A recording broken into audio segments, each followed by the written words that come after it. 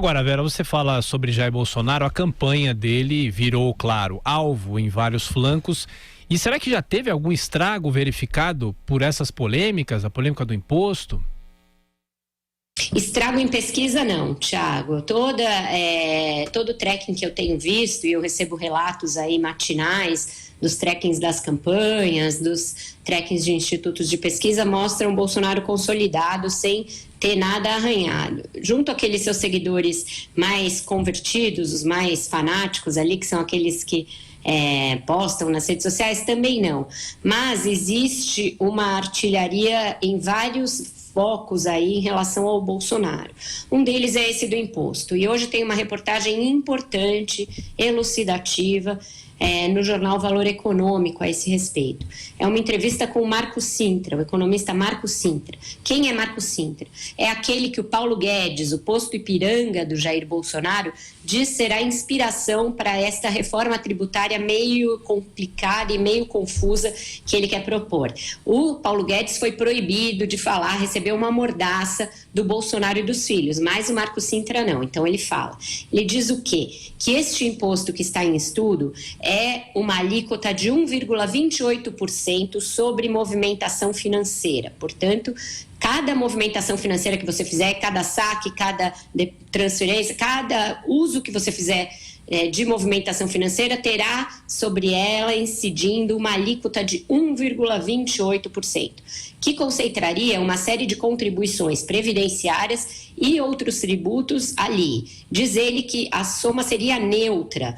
Portanto, o que você deixa de pagar nesses impostos que vão desaparecer, passaria a pagar. Qual é o problema com isso?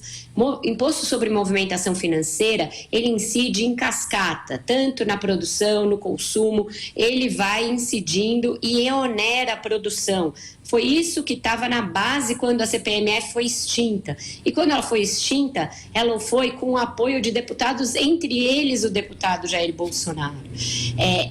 Esse é um imposto altamente impopular. Daí porque a campanha do Bolsonaro tentou dar um cala-boca no Paulo Guedes. Outra coisa, o Paulo Guedes disse, seria um imposto único. Não é imposto único, tá?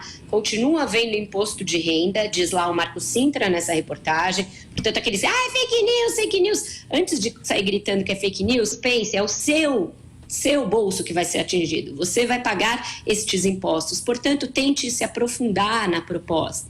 Então, o que ele diz? IR continua existindo, IR de pessoa física e de pessoa jurídica. Também continua existindo a contribuição social sobre o lucro líquido. Portanto, não é imposto único.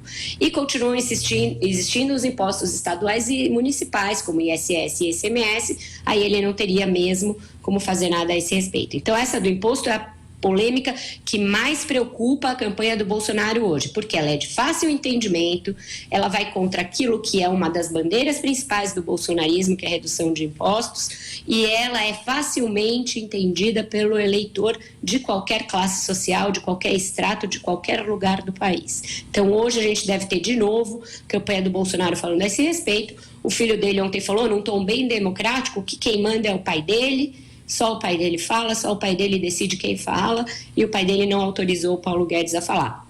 Diferentemente, portanto, do que dizia o Bolsonaro antes. Em questão econômica, manda o Paulo Guedes e eu obedeço, ele dizia. O que o Paulo Guedes mandar fazer, eu farei, ele dizia em tom humilde. Não está mais desse jeito. As outras controvérsias dizem respeito à capa da Economist. Essa eu acho que, por ser uma reportagem que aborda fatores ali relevantes da questão da vida do Bolsonaro, do que ele significa, do que ele defende, mas num tom bastante eivado de clichês, essa eu acho que não causa estrago nenhum para a campanha dele, está passando batida ali. E a terceira são as propagandas do Geraldo Alckmin mais incisivas em relação a ele, principalmente aquela que o associa a Hugo Chávez, a figura do Chávez, diz que ele fez elogios ao Chávez e diz que o Brasil corre o risco de se tornar uma Venezuela. A gente vai levar alguns dias para ver como isso vai ser absorvido, se vai ser considerado pelos seus eleitores algo ofensivo, como o que a Dilma Rousseff fazia, por exemplo, contra a Marina,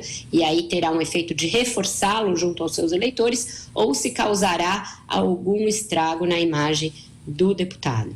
Só o tempo vai dizer. Vera, bom trabalho para você, estaremos te acompanhando, até mais tarde. Um ótimo trabalho para vocês e até mais tarde.